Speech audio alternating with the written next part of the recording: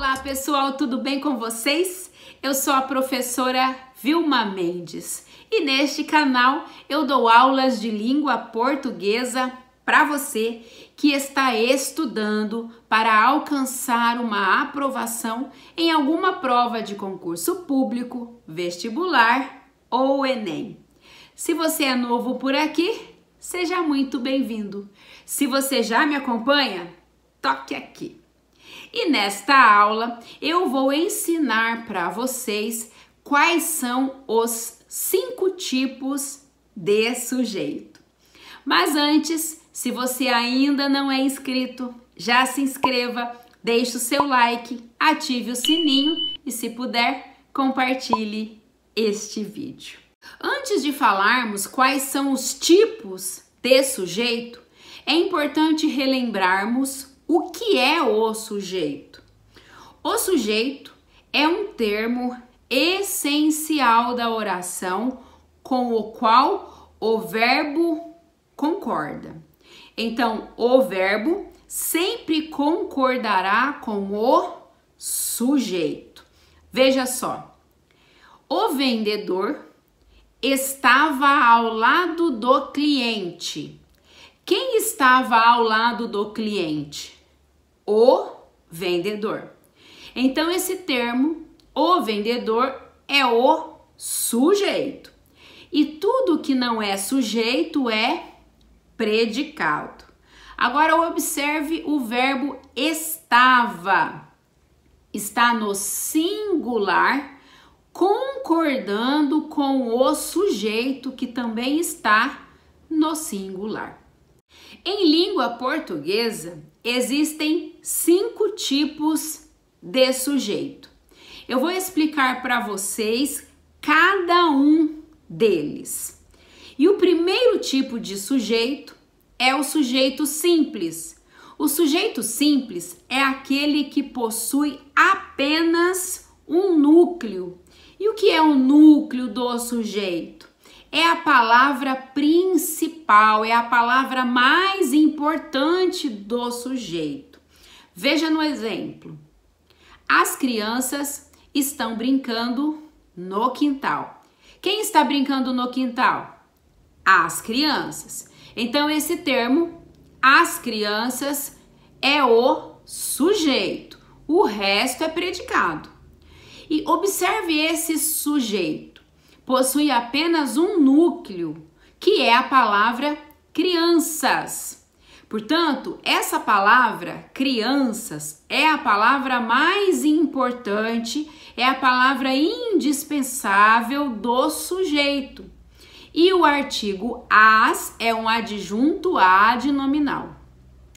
Quando o sujeito possui apenas um núcleo, então ele é chamado de sujeito simples.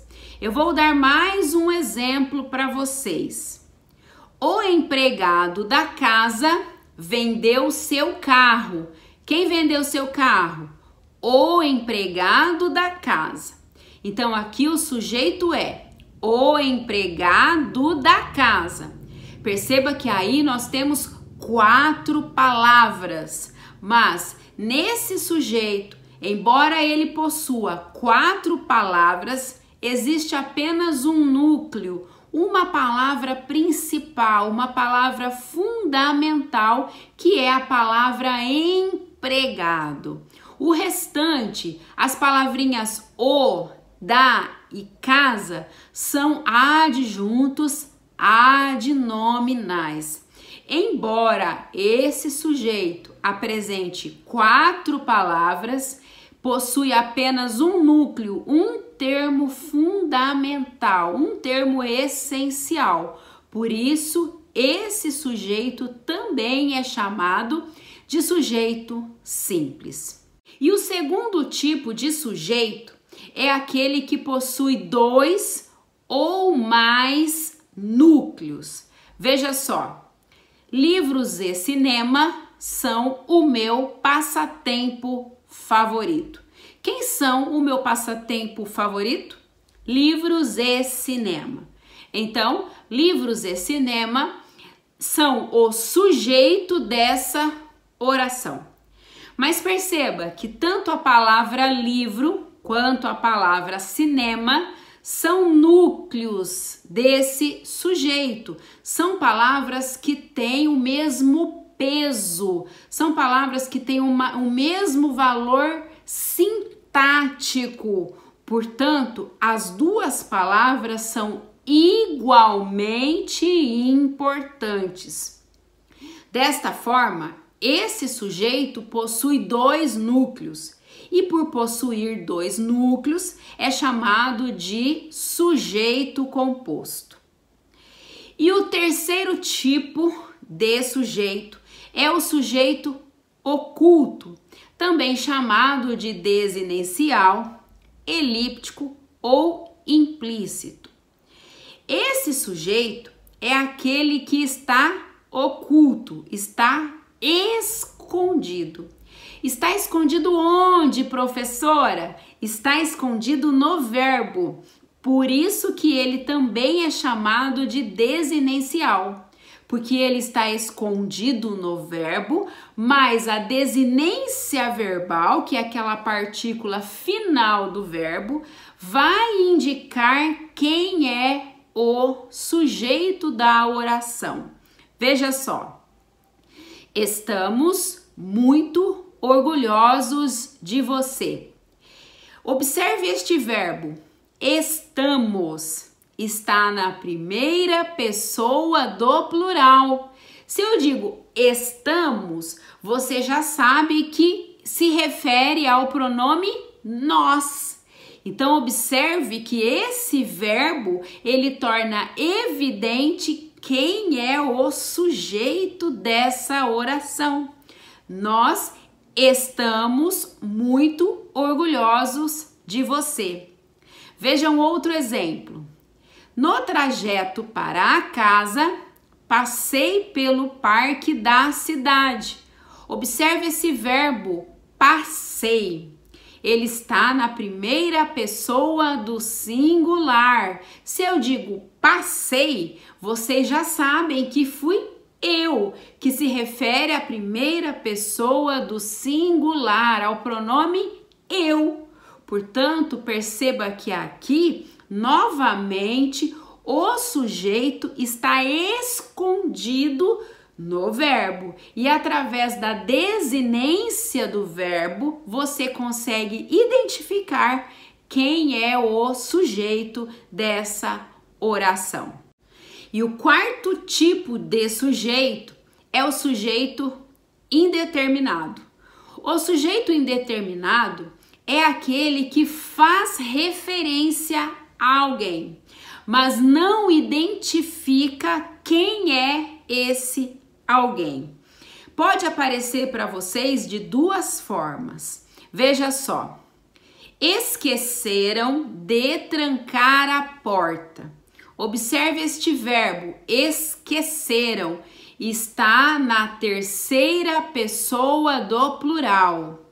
Geralmente, os sujeitos indeterminados apresentam um verbo na terceira pessoa do plural. Esqueceram, venderam, falaram, disseram, mexeram. Perceba que esse verbo indica que alguém praticou a ação, mas não deixa claro quem é esse alguém. Você não consegue determinar quem foi que praticou essa ação. Por isso é chamado de sujeito indeterminado, porque você não sabe quem praticou a ação. E ele pode ser apresentado na terceira pessoa do plural, mas ele também pode aparecer para vocês com aquela partícula C, que nós chamamos de índice de indeterminação do sujeito. A propósito, eu já tenho aula sobre isso aqui no canal. Corre lá depois. O sujeito indeterminado também pode aparecer desta forma. Veja só. Precisa-se de vendedores. Observe essa partícula C. ela é chamada de índice de indeterminação do sujeito. Assista a minha aula para você entender. Perceba que quando você olha para o verbo precisa ser, você não consegue identificar quem é que precisa de vendedores. Aí você pode falar assim: ai, professora, poderia ser a loja. Se estivesse escrito a loja precisa de vendedores, aí o sujeito seria a loja.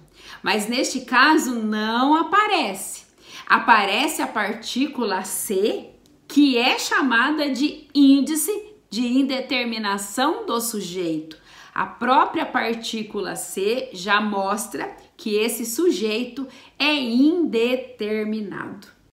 E o quinto tipo de sujeito é o sujeito inexistente, também chamado de oração sem sujeito. Isso ocorre quando a oração possui um verbo impessoal, ou seja, verbos que não admitem agentes da ação. E aí você pode me perguntar: professora, quais são os verbos impessoais? Anote isso daí.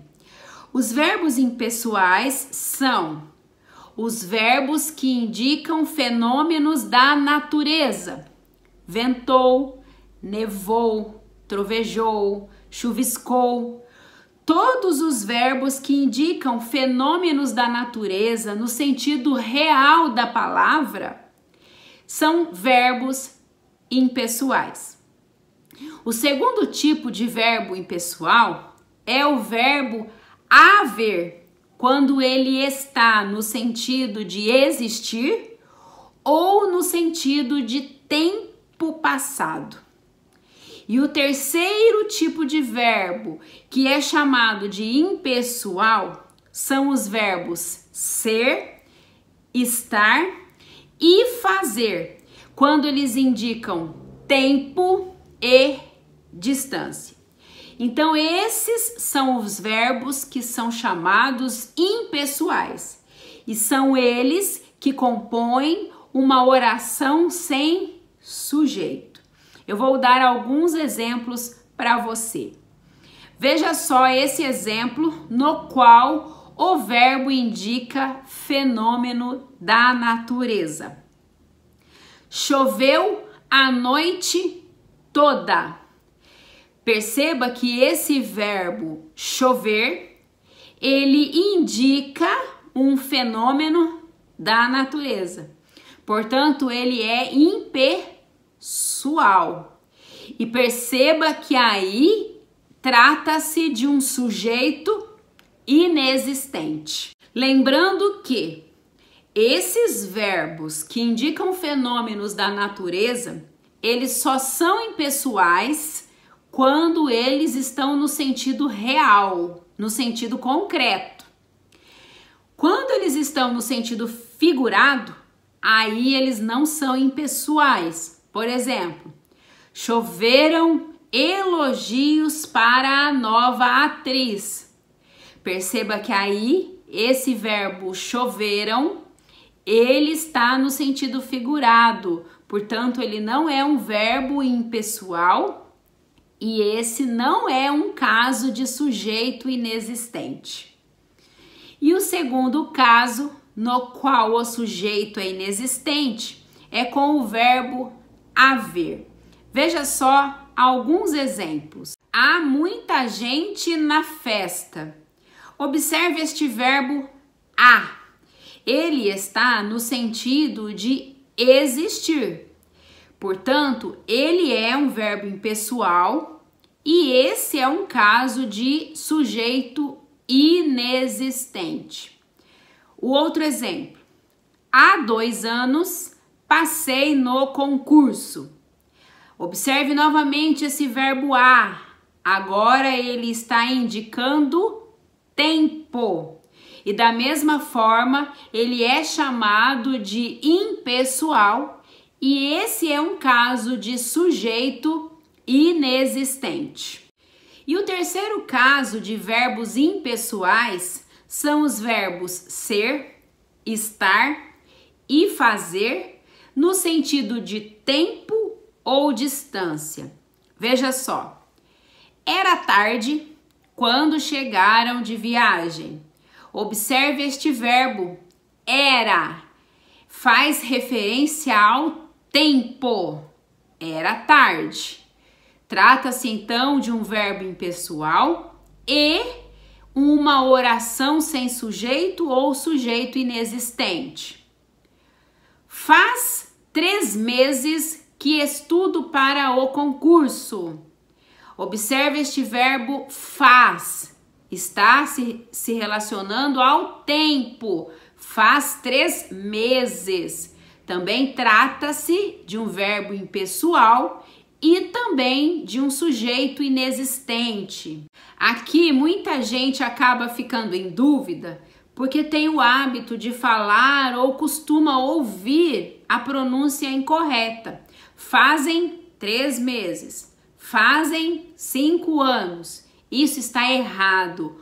O verbo fazer, no sentido de tempo, ele é impessoal e, portanto, ele não pode variar em número. Ele deve permanecer na terceira pessoa do singular.